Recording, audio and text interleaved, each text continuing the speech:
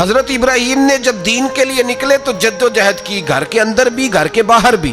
آپ کے والد کا نام طارق ہے، وہ توحید پرست تھے، ایماندار تھے، پرہیزگار تھے۔ آپ کے چچا کا نام آزر ہے، وہ بت پرست تھے، بت بیچا کرتے تھے۔ حضرت سیدنا ابراہیم علیہ السلام جب میدان عمل میں نکلے تو حضرت ابراہیم علیہ السلام نے اپنے گھر سے جہاد شروع کیا، لڑنا پڑا۔ گھر کے اصولوں سے چچا نے جو رواج بنائے ہوئے تھے اس رواج سے ٹکرائے۔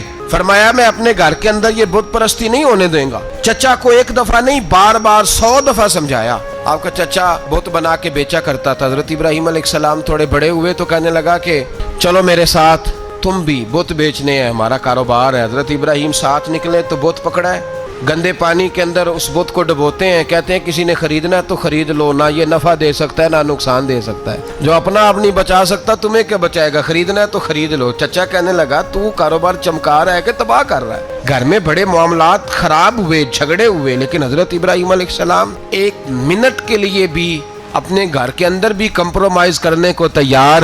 یہ تھوڑا مشکل میں نے پہلو چھیڑ دیا ہے، یہ تھوڑا مشکل پہلو چھیڑ دیا ہے۔ بڑا سمجھدار آدمی ہے پر بیوی سے پردہ نہیں کرا سکتا، سیانا ہے، پنچایت کا بندہ ہے، جو اس سے آپ کہیں گے وہ بات یہ سنائے گا، لیکن کہتا ہے نہیں جی میں نے کوشش کر لی ہے۔ کس قسم کی کوشش ہے صاحب، کیسے ہو گیا؟ حضرت ابراہیم علیہ السلام نے گھر کے اندر سے فرمایا نہیں کرنے دوں گا، گھر کے اندر بھی ٹکرائے۔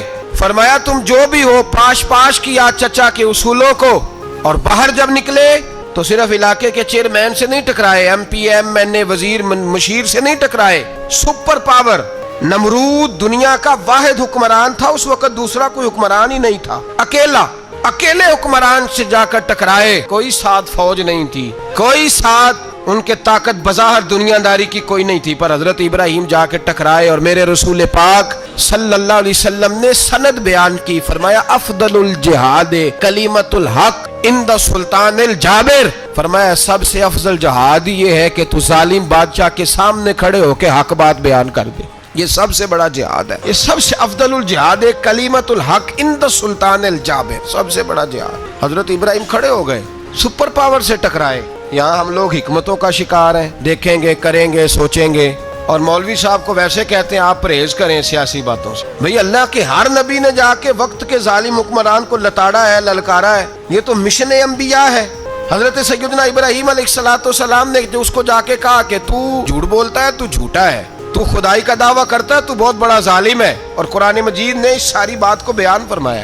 حضرت ابراہیم علیہ السلام سے کہنے لگا میں رب ہوں، تو آپ نے فرمایا میرا رب تو وہ ہے جو زندہ کرتا اور مارتا ہے۔ تو پھر آپ حق بات بیان کریں گے تو اللہ مارے گا کہ بندہ مارے گا؟ کچھ بھی نہیں ہوتا، کیونکہ زندگی موت کس کے ہاتھ میں ہے؟ اللہ کے ہاتھ۔ زندگی موت اللہ، کچھ بھی نہیں ہوتا۔ انسان صحیح سمت کا تعین کرے اور صحیح چلے۔ حضرت علی شیر خدا سے کسی نے کہا تھا کہ آپ کے بڑی دشمنی ہے، کوئی محافظ رکھ لیں۔ آپ فرمانے لگے موت خود بہت بڑی محافظ ہے، وقت سے پہلے آتی ہی نہیں، بڑی محافظ ہے وقت سے پہلے۔ علامہ نورانی رحمۃ اللہ تعالیٰ علیہ کراچی جیسے شہر میں رہا کرتے تھے، جہاں گام پہ خطرہ تھا۔ لوگوں نے کہا حضرت اتنے بڑے لیڈر ہو، آپ کی جماعت کی 62 سیٹیں ہوئی قومی اسمبلی میں، ایک ایسا وقت بھی آیا تو کوئی ایک آدمی بندوق والا۔ آپ فرمانے لگے مجھے ضرورت ہی نہیں، اس لیے کہ جس خدا رسول کے لیے میں نکلا ہوں وہ خود ہی حفاظت کرنے والے ہیں، ضرورت نہیں ان چیز۔ تو بھائی حضرت ابراہیم ٹکرائے، اور آپ کا انداز کیا ہے؟ جا کے کہا کہ تو نہیں، خدا وہ ہے جو زندہ کرتا۔ اور اس نے ایک بیوقوفوں جیسی دلیل دی۔ ایک آدمی کو کل پھانسی دینی تھی تو اس کو بلایا، کہنے لگا تجھے کب پھانسی ہے؟ اس نے کہا کل۔ کہنے لگا جا تجھے آزاد کیا، زندگی دی، اس کو چھٹی دے دی۔ ایک عام آدمی بیچارہ بیٹھا تھا، اس کو پکڑ کے نا کہنے لگا اس کی گردن اڑا دو۔ کہنے لگا دیکھ لو میں بھی زندہ کرتا اور مارتا ہوں، وہ جو کل مرنے والا تھا میں نے زندہ کر دیا ہے، اور جس کو پتہ ہی نہیں تھا کہ میں نے مرنا ہے اسے پکڑ کے میں نے مار دیا ہے۔ یہ بیوقوفوں جیسی دلیل ہے۔ حضرت سیدنا ابراہیم علیہ السلام چاہتے تو اسی وقت دلیل توڑ دیتے کہ تو کیا بیوقوفوں جیسی بات کر رہا ہے، اگر تو زندگی دیتا ہے تو مرے ہوئے میں جان ڈال کے دے جس کو تو نے مارا ہے۔ لیکن حضرت ابراہیم نے دیکھا کہ بیوقوف ہے، بیوقوفوں سے بحث نہیں ہوتی، دلیل بدل لی جاتی ہے، ان کی عقل کے مطابق بات کی جاتی ہے۔ حضرت ابراہیم فرمانے لگے میرا رب وہ ہے جو سورج مشرق سے نکالتا ہے اور مغرب میں غروب کرتا ہے، تو اگر رب ہے تو تو مغرب سے نکال کے مشرق میں غروب کر۔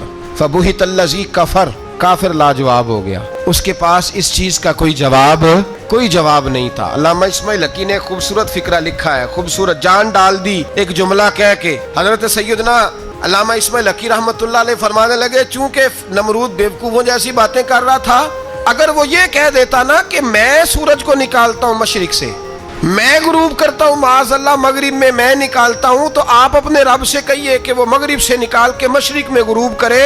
علامہ اسماعیل حقی فرماتے ہیں رب کریم کی آواز قدرت تھی، مالک حضرت ابراہیم علیہ السلام کے اس اگر وہ کہہ دیتا اور حضرت ابراہیم دعا کر دیتے تو رب کریم نے فرشتوں کو تیار بٹھایا ہوا تھا، فرمایا اگر یہ کہہ دے میرے خلیل سے کہ سورج مغرب سے نکال کے مشرق میں غروب کرنا ہے تو تیار رہنا، جس طرح خلیل کہیں گے ویسے ہی کر دیں گے۔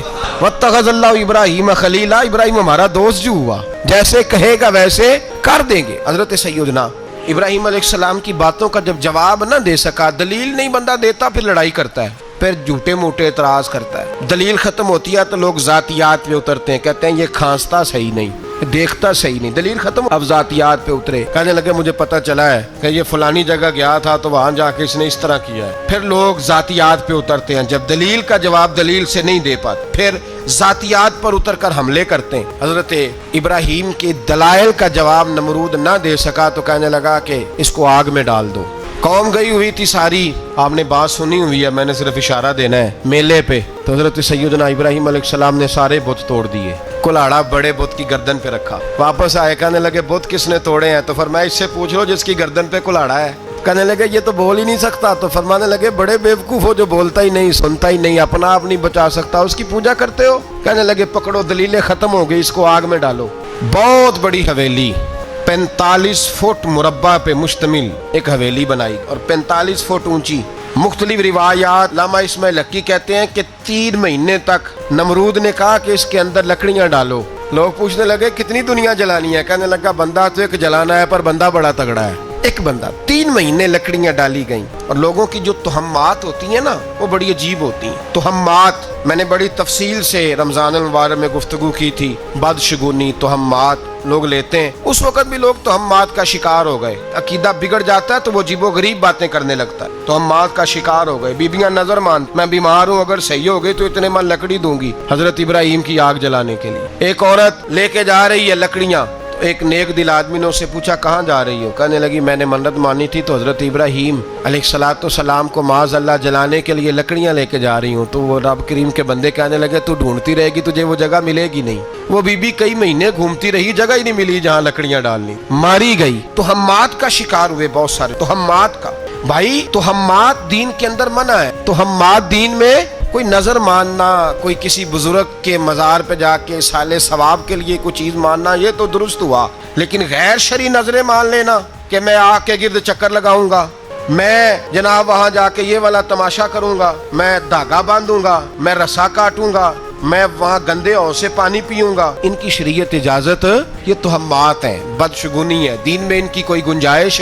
آپ نظر ماننے سے پہلے بھی کسی عالم سے رابطہ کریں کہ میں منت مانگنے لگا ہوں تو کیسے ماننی چاہیے، کا طریقہ ایسے ہی غلط چیز کی منت تھوڑی مان لی جائے گی۔ بہرحال آمدام برسر مطلب حضرت ابراہیم کے لیے آگ جلائی گئی، 45 فٹ اونچی آگ ہے، پرندہ بھی اوپر سے گزرتا ہے تو نیچے گر جاتا ہے جل کے، اتنے دن لگا کے آگ جلائی گئی۔ اب حضرت ابراہیم کو جلایا جانے لگا ہے۔ یہاں تو موجیں ہے نا، جو کسی ادارے کا سربراہ ہے اس کے لیے موج ہے، کسی جگہ آفیسر بن گیا تو موج ہے، پیر صاحب کے لیے موج ہے، علامہ صاحب کے لیے موج ہے، خطیب صاحب کے لیے موج ہے۔ جلنا کس کو پڑتا ہے؟ وہ علی کوئی نہیں رہا اللہ ماشاءاللہ، وہ لوگ گزر گئے جو تکلیفیں سہ کے کام کرتے تھے، گزر گیا زمانہ۔ حضرت سیدنا ابراہیم علیہ السلام کو جلایا جانے لگا ہے تو اب اتنی بڑی آگ ہے تو ڈالیں کیسے؟ شیطان نے تجویز دی کہ منجنیق بناؤ، منجنیق، بڑے بڑے بانس باندھ کے ان کے نیچے رسا باندھو، وہ جس طرح جھولنے کے لیے جھولا بنایا جاتا ہے اس طرح ایک منجنیق، پرانے زمانے میں اس میں پتھر رکھ کے پھینکے جاتے تھے دشمنوں پہ، وہ منجنیق بنائی گئی کہ دور سے حضرت ابراہیم کو پھینکیں گے، ہاتھ حضرت ابراہیم کے باندھ دیے، پاؤں مبارک باندھ دیے، پوری زمین پہ ایک نام لینے والا خدا کا، اور اس کو آج رسیوں میں جکڑا ہوا ہے۔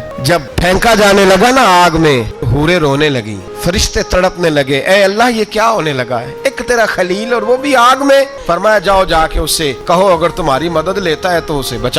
ہوا کا فرشتہ آیا، کہا ابراہیم اگر تو کہے۔ او بھائی ان چیزوں کو کہانی سمجھ کے نہ سنا کریں، یہ داستان نہیں، یہ وہ طریقے ہیں جو ہمارے رسول نے ہمیں اپنانے کا حکم ارشاد فرمایا ہے، جو عقیدے، یہ وہ نظریات ہیں جو ہمیں اوڑھنے کو کہا گیا، اپنے رب کریم کی رضا پہ راضی رہنے کے یہ وہ خوبصورت مواقع ہیں صوفیاء نے جن کو بنا کر سمجھا کر ہم تک پہنچایا ہے۔ یہ ہے اہل طریقت کی باتیں، وہ کہتے ہیں یار جس حال میں رکھے راضی رہنا ہے۔ حضرت ابراہیم علیہ السلام کو پھینکا جا رہا ہے، فرشتہ آیا, اے اللہ کے خلیل اگر حکم دو تو اتنی ہوا چلاؤں کہ نمرودی جل جائے سارے, آگ ان پہ پھینک دی جائے. آپ نے فرمایا تو جا, تجھ سے مجھے کوئی کام نہیں. تھوڑی دیر کے بعد پانی کا فرشتہ آیا, کہا حضور اتنی بارش برساؤں گا کہ آگ بجھ جائے گی. فرمایا تو جا, تجھ سے کوئی کام نہیں. اب جب منجنیق میں رکھ دیے گئے, آگ میں جانے کا لمحہ ہے, تیاری ہے, حضرت جبریل امین حاضر خدمت ہو. کہا ابراہیم کوئی حاجت؟ فرمایا تجھ سے کوئی نہیں. کہا چلو مجھ سے نہیں تو رب کریم سے ہی بات کر لو, مجھے پتا ہے میں چھوٹا ہوں, آپ مجھ سے مدد کیوں لوگے, رب کریم سے ہی بات کر لیں. تو حضرت ابراہیم کہنے لگے جبریل یہ بتا, رب کو نہیں پتا اس کا خلیل کس حال میں ہے؟ اسے نہیں پتا میں کس حال میں ہوں, میرے ہاتھ بندے ہیں, پیر بندے ہیں آگ میں, اسے نہیں پتا. بتایا تو اسے جاتا ہے جسے خبر نہ ہو. تو اگر اسے پتا ہے, تو اگر وہ جلانے پہ راضی ہے تو میں بھی جلنے کو تیار ہوں, میں تیار ہوں, میں تیار ہوں. اسے کہو ٹھیک ہے. حضرت سیدنا ابراہیم علیہ السلام کو منجنیق میں ڈال کے جو پھینکا آگ میں, یا نارکونی بردم و سلام علی ابراہیم, اللہ نے فرمایا اے آگ میرے ابراہیم پہ ٹھنڈی بھی ہو جا اور سلامتی والی بھی ہو جا. حضرت ابراہیم کو دو فرشتوں نے بٹھا دیا زمین پہ, پھول کھلے ہیں, کونپلیں مہک رہی ہیں, کلیاں خوشبو دے رہی ہیں. حضرت ابراہیم نے سر سجدے میں رکھ, سبحان اللہ والحمد للہ ولا الہ الا اللہ واللہ اکبر. حضرت ابراہیم اللہ کی تسبیح پڑھنے لگے, رب کریم کا شکر بجا لانے لگے. نکلے وہاں سے, کچھ دن گزر گئے, نکلے, حکم ہو گیا ابراہیم علاقہ چھوڑ دو. حضرت ابراہیم علیہ السلام وہاں سے نکل کے مصر آئے, چچا کے پاس ٹھہرے. انہوں نے اپنی بیٹی جناب سارہ کا نکاح کر دیا. کچھ آگے بڑھے تو ایک ظالم بادشاہ سے ٹکرائے. اس نے ایک شہزادی, ایک بادشاہ کی بیٹی قید کی ہوئی تھی, جناب ہاجرہ نام تھا, ان کو قید سے چھڑا کے ساتھ لائے. حضرت لوط علیہ السلام بھی ساتھ. یہ 4 لوگوں کا قافلہ چلا, فلسطین میں جا کے پڑاؤ ڈالا, گھر بار چھوڑا, تبلیغ شروع ہوئی. حضرت ابراہیم کے گھر میں 2 خواتین ہیں, ایک آپ کی بیوی ہیں, ایک حضرت ہاجرہ ہے. اولاد کوئی نہیں, بڑا میوہ ہے میٹھا. گھر وہی آباد ہوتا ہے جس میں بچے روتے ہیں, گھر ہوتا ہی وہ ہے جس میں بچوں کی چنچناہٹ ہوتی ہے, بھن بناہٹ ہوتی ہے. حضرت ابراہیم نے ایک بچہ روتے ہوئے دیکھا تو آنکھوں میں آنسو آئے, کہنے لگے ربی حب لی من الصالحین, یا اللہ مجھے بھی نیک اولاد عطا کر دے. حضرت سارہ نے سن لیا, کہنے لگی ابراہیم شاید میرے بطن سے تو آپ کو نصیب نہیں, ہاجرہ سے نکاح کر لو. جناب ہاجرہ سے نکاح ہوا. اللہ تو بڑا بے نیاز ہے, رب کریم نے حضرت اسماعیل جیسا خوبصورت بیٹا عطا فرمایا. بیٹا کالا سیاہ بھی ہو تو سینے کی ٹھنڈک ہوتا ہے, پر یہ تو وہ بیٹا ہے جس کی پیشانی میں نور محمدی چمکتا ہے صلی اللہ علیہ وسلم. حضرت سیدنا اسماعیل علیہ اتنے خوبصورت. اب جس بیوی کے یہاں بیٹا تھا, بیٹھنا اٹھنا بھی زیادہ اس کے پاس, آنا جانا بھی اس کے پاس, توجہ ادھر ہو گئی. جناب سارہ رشک کرنے لگی. ایک دن کہنے لگی اسے چھوڑ آ جنگل میں, وادی غیر ذی زرع, مکے کے پاس. بھائی ایک بیٹا عالم دین بنا لو. کہنے لگا روٹی کہاں سے کھائے گا, تیرے 5 بیٹے ہیں, کو حافظ قرآن بنا, کہتے روٹی کہاں سے کھائے گا. وہ بچہ بھی کہتا ہے میں کہاں سے کھاؤں گا. حضرت ابراہیم علیہ السلام تو چند مہینے کا بچہ چھوڑ آئے, تو کہاں سے روٹی کھائی حضرت اسماعیل نے, کہاں سے کھائی ان کی اماں نے روٹی. بھوکے مر جاتے ہیں یہ سارے. میں بڑی ذمہ داری سے کہا کرتا ہوں کہ جتنی خوبصورت روٹی اللہ کریم دین کے خادموں کو عطا کرتا ہے شاید کسی اور کے نصیب ہو, لیکن ہم لوگ توجہ ہی نہیں کر رہے, ہمارا ذوق ہی نہیں بن رہا, ہم یہ محنت ہی نہیں کر رہے کہ قوم کو مستند علماء کی ضرورت ہے, علاقوں کے علاقے خالی ہیں, ادھر ہمارا مزاج ہی نہیں بن رہا, توجہ ہی نہیں دین کی خاطر. اور پھر چلے بچے تو بعد کی بات ہے نا, جو ابھی خود جوان ہے وہ بھی یہ دعا. ایک صاحب مجھے کہنے لگے میں دعا مانگ رہا ہوں اللہ مجھے بیٹا دے تو میں اسے دین پہ لگاؤں گا. تو میں نے کہا آپ بھی بوڑھے نہیں ہوئے, آپ خود ہی لگ جائیں, بیٹا تو ابھی آئے گا تو لگے گا نا. تو آپ تو اس وقت ہے تو آپ تو پہلے لگے نا صاحب, 2 گھنٹے تو نکال کے آئے, دین سیکھنے کو کافی ہے. آپ اتنی لمبی سوچ رہے ہیں کہ بچہ آئے گا تو وہ بڑا ہوگا تو وہ جائے گا تو دیکھی جائے گی, ابھی تو آپ ہیں تو آپ تو آؤ. حضرت ابراہیم نے بچہ وہاں چھوڑا. یہاں سے جو عمرہ کرنے لوگ جاتے ہیں نا, جو حج کرنے جاتے ہیں, ان کو پتا ہے کہ وہاں دنیا کی ہر نعمت ملتی ہے, پھر بھی ڈبل ٹرپل پیسے لوگ جیبوں میں ڈال کے جاتے ہیں. حضرت ابراہیم جب وہاں لے کے گئے تو کوئی انسان نہیں تھا, پانی کا قطرہ نہیں تھا, 2 کلو کھجوریں, ایک مشکیزہ. بیوی کو تھمایا. ہمارے گھر میں ہزاروں چیزیں پڑی ہیں, لیکن وہ جو توکل ہے نا وہ ختم ہو گیا. اللہ دے گا, حلال حلال پہ قناعت کرے, جائز جائز پہ بھروسہ کرے, رب کریم عطا کرنے والا ہے, وہ مزاج ختم ہو گیا. حضرت سیدنا ابراہیم علیہ السلام 2 کلو کھجوریں, ایک مشکیزہ پانی کا دے کر کے, اور وہاں بٹھایا آپ نے اپنے بچے کو اور اپنی زوجہ جناب ہاجرہ کو, اور بٹھا کر کے یہ واپس پلٹنے لگے تو حضرت ہاجرہ سلام اللہ علیہ نے آواز دی, کہا ابراہیم کس کے سہارے پہ چھوڑ کے جا رہے ہیں. جہاں آب زمزم کا کنواں ہے نا, جو لوگ گئے ہیں جنہوں نے صفا مروہ کی صحیح کی ہے, صفا مروہ سے باہر نکلے نا, سرکار کی ولادت کا مقام ہے, اس جگہ پہ آب زمزم کا کنواں تھا. وہاں حضرت سیدنا ہاجرہ کو بٹھایا, کوئی چیز نہیں, کوئی درخت نہیں, کوئی کھیت نہیں, کوئی پانی نہیں, کوئی کنواں نہیں, وہاں بٹھایا اور بٹھا کر کے نکلنے لگے تو جناب حاجرہ فرمانے لگی ابراہیم کس کے سہارے پہ چھوڑ کے جا رہے ہو؟ کہنے لگے اللہ کے سہارے۔ تو پاک باز بی بی نے ایک لفظ پوچھا، کہا ابراہیم یہ میرے رب کا حکم ہے؟ یہ میرے بس جن کا عقیدہ توحید مضبوط ہو ان کے لیے ایک جملہ کافی ہوتا ہے، یہ میرے اللہ کا حکم ہے؟ تو جناب ابراہیم علیہ السلام فرمانے لگے حاجرہ ہاں رب کا حکم ہے۔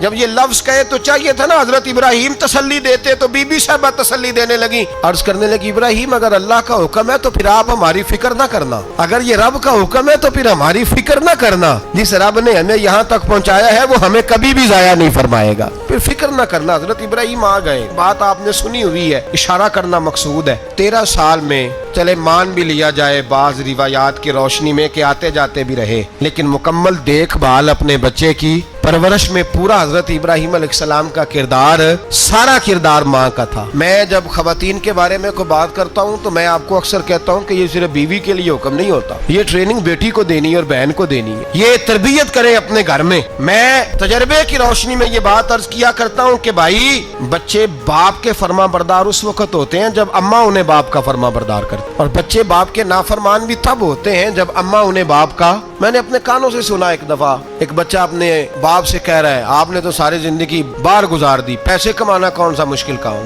دکھ سکھ تو سارے اماں نے برداشت کیے، اسکولوں میں وہ جاتی تھی، فلانا کام وہ کرتی تھی، فلانا کام۔ اب یہ سوچ اس کی ذاتی تو نہیں، یہ اس کو دی گئی ہے، اور اگر اس کو یہ سوچ دے دی جائے کہ اماں کہے کہ میں تو اپنوں میں رہی ساری زندگی، میں نے تو اپنوں میں وقت گزارا، اور تیرا باپ تو کئی دفعہ جنازے بھی نہیں پڑھ سکا، اس نے تو ماں باپ ایسے دفن کر دی، وہ اگر یہ سوچ فراہم کرے تو پھر بچہ باپ کا فرما بردار ہوتا ہے۔ اور یہ والی روایتیں ہم بیوی کو سناتے ہیں، حالانکہ کس کو سنانی چاہیے؟ بولیے، بہن اور بیٹی کو، بہن اور بیٹی کو سنائیں یہ باتیں، ان کو سمجھائیں تاکہ آگے جا کے وہ جو گھر ترتیب دیں وہ گھر بڑا عمدہ اور نکھرا ہوا ہو۔ حضرت سیدنا ابراہیم 13 سال کے بعد آئے، چونکہ گھر میں اللہ تبارک و تعالیٰ کی دوستی کا چرچا تھا، اللہ تبارک و تعالیٰ کی محبوبیت کا غلبہ تھا۔ 13 سال کے بعد فلما بالغ معہ سعیا، بیٹا جب اتنا بڑا ہوا کہ سال چلنے لگا تو حضرت ابراہیم نے اپنے بیٹے کو بلا کے کہا بیٹا مجھے خواب آئی ہے، میں تجھے ذبح کر رہا ہوں، تیری کیا رضا ہے؟ تو حضرت اسماعیل کہنے لگے یا ابت افعل ما تؤمر، ابا جی اللہ جیسے حکم دیتا ہے میرے ساتھ ویسے ہی کریں، جیسے اللہ حکم دیتا ہے ویسے ہی۔ بولیے،